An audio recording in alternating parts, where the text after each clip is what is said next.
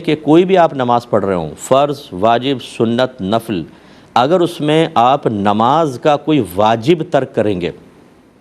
تو پھر اس پہ سجدہ سہو ہوتا ہے، اور اگر آپ واجب ترک نہیں کرتے بلکہ سنت ترک کر دیتے ہیں یا مستحب ترک ہو جاتا ہے، اس پر سجدہ سہو نہیں ہوتا۔ جیسے ثنا پڑھنا سنت ہے، یا اس کی تسبیحات جو ہیں سنت ہیں، ایک آدھ تسبیح کم ہو گئی، تھوڑا زیادہ ہو گئی، اس پہ کوئی سجدہ سہو نہیں ہے۔ نماز خلاف سنت ہوگی لیکن سجدہ سہو نہیں، کیونکہ ترک واجب نہیں ہوا ہے۔ لیکن جیسے الحمد پڑھنا واجب ہے، اس کے ساتھ سورت ملانا واجب ہے، آپ الحمد پڑھنا بھول گئے، آگے بڑھ گئے، سورت نہیں پڑھی، تو آخر میں اس کمی کے تدارک کے لیے یا کمی کو ختم کرنے کے لیے سجدہ سہو کیا جائے گا، اس لیے اس پر کوئی سجدہ سہو نہیں ہے۔ اصول میں آپ کو بتا چکا ہوں، یہ آپ کو معلومات ہونی چاہیے کہ نماز میں کیا کیا فرائض ہیں، کیا واجبات ہیں، کیا سنن ہیں اور کیا مستحبات ہیں۔ فرائض کے ترک پر نماز ہی نہیں ہوتی، وہ تو دوبارہ پڑھنی ہی پڑے گی۔ جیسے آپ نے تکبیر تحریمہ نہیں کہی، نیت ہی نہیں کی اور نماز سٹارٹ کر دی، نہیں ہوگی، نماز ہی نہیں ہوگی۔ اور واجب کے ترک پہ نماز ہو جاتی ہے لیکن مکروہ تحریمی ہوتی ہے،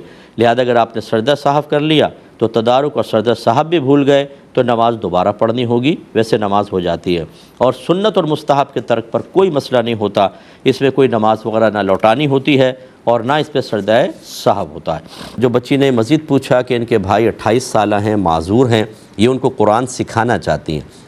تو دیکھیں دو چیزیں ہیں، یا تو جیسے اب بھائی نماز بھی پڑھتے ہی ہوں گے، وہ کیسے پڑھتے ہیں؟ اگر آپ ان کو وضو کرواتی ہیں، مثلا بستر پہ کوئی انتظام کیا ہوا ہے، یا وہ باتھ روم تک کسی طرح ان کو لے جایا جاتا ہے وہاں پہ کرتے ہیں، تو جب وہ باوضو ہوں اس وقت آپ قرآن ہاتھ میں پکڑوا کر ان کو کر سکتی ہیں۔ اور فرض کر لیں کہ اگر وہ بے وضو ہیں تو ان کے ہاتھ میں قرآن نہ رکھیں، اپنے ہاتھ میں رکھ لیں، یا رحل جو سے ہوتی ہے نا وہ یہاں رکھ کر قرآن اس کے اوپر رکھیں، بھائی ہاتھ نہ لگائے، آپ انگلی رکھ کر باوضو ہو کر اس پہ انگلی رکھتی جائیں لائن پہ اور پڑھتی جائیں، بھائی پڑھتا رہے۔ کہ جب قرآن پڑھنا ہو تو اس کے لیے باوضو ہونا کوئی لازم نہیں ہوتا ہے، تو اس طریقے سے بھائی کو آپ بالکل سکھا سکتی ہیں، بس وہ ٹچ نہ کریں بے وضو حالت میں، اور جب باوضو ہوں تو بہت ہی اچھا ہے، پھر اگر وہ خود ٹچ بھی کریں گے تو کوئی گناہ وغیرہ کی صورت نہیں ہوگی۔